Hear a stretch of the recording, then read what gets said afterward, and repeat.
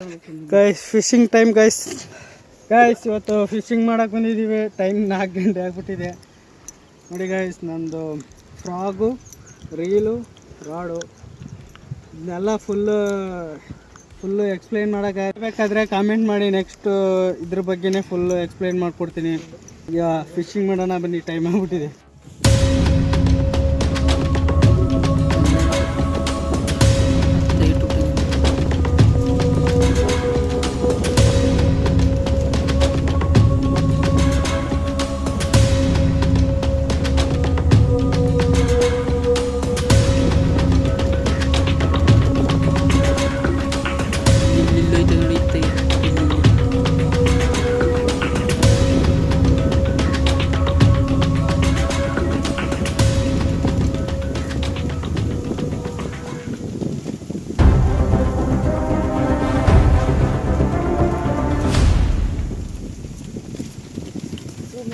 ಮೇಲೆ ನಾನು ಹೋಗಕ್ಕಿಲ್ಲ, ಹೊಡೆದಿದೆ ತಾನೆ.